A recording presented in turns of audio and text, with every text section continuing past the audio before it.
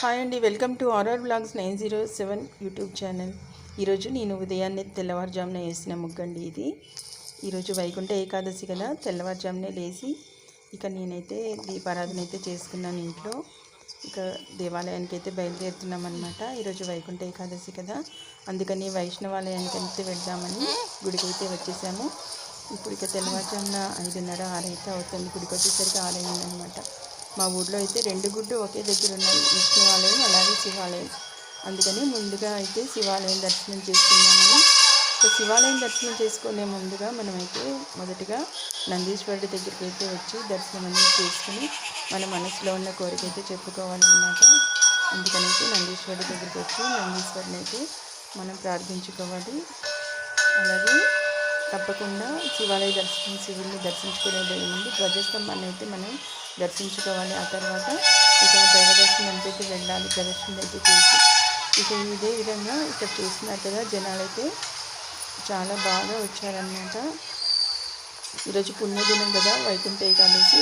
ఇక తెల్లవారుజాము నుంచి మనం దైవ దర్శనానికి అయితే వస్తూ ఉంటారు కదా, అందుకనేసి ఇక ఈరోజు ఎంతో పవిత్రమైన రోజు కాబట్టి ఇక శివకేశవుల దర్శనం అయితే చేసుకుందామని అయితే మేము ఈ విధంగా వచ్చాము. ఇక పార్వతీ పరమేశ్వరుని దర్శనం చేసుకున్నాక ఇక పక్కనే మనకి వెంకటేశ్వర స్వామి గుడి అయితే ఉందన్నమాట. అందుకనేసి ఇక్కడ చూశారు కదా, లైన్ అయితే పెద్దగానే ఉంది.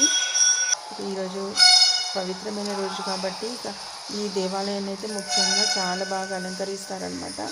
ప్రతి సంవత్సరము ఇలాగే అలంకరిస్తారు.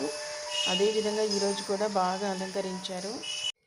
వైకుంఠ ఏకాదశి రోజు ఎవరైతే విష్ణుమూర్తిని దర్శించుకుంటారో వారికి జన్మాంతరంలో అయితే ఇక వైకుంఠ ప్రాప్తి కలుగుతుందని, తెలిసి తెలియక చేసిన పాపాలన్నీ ప్రక్షాళన అవుతాయని అయితే మన పురాణాలు అయితే చెప్తున్నాయి. అందుకని ప్రతి ఒక్కరూ ఎప్పుడు దర్శించుకున్నా లేకపోయినా కంపల్సరీగా ఈ వైకుంఠ ఏకాదశిన ఉత్తర ద్వార దర్శనాన్ని చేసుకుంటారనమాట. ఇది ఈరోజు యొక్క ప్రాముఖ్యత అనమాట. అందుకనేసి ఇక ప్రతి ఒక్కరూ ఉత్తర ద్వార దర్శనం ద్వారా ఇక మన జీవనమయ్యేలాగా ఉత్తర ద్వార దర్శనం ద్వారా మనం స్వామిని అయితే దర్శించుకుంటాము. ఇది ఈరోజు ముఖ్యంగా మనం వైష్ణవాలయానికి వెళ్ళి దైవ దర్శనం చేసుకోవడానికి ముఖ్యమైన కారణం అన్నమాట. ఇది మెయిన్ ముఖ్యంగా. అలాగే ఇక గుడికి వెళ్ళే ముందే ఇలా ఇంట్లో దీపారాధన అయితే చేసుకొని దేవుడికి అయితే పాలు నివేదించి ఇక కొబ్బరికాయ అయితే కొట్టుకున్నాను.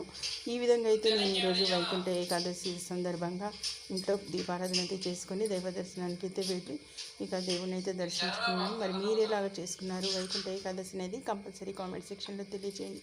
మరిన్ని మంచి వీడియోస్తో మళ్ళీ మీ ముందుకు వస్తాను. ఇంతవరకు ఓకే, బాయ్.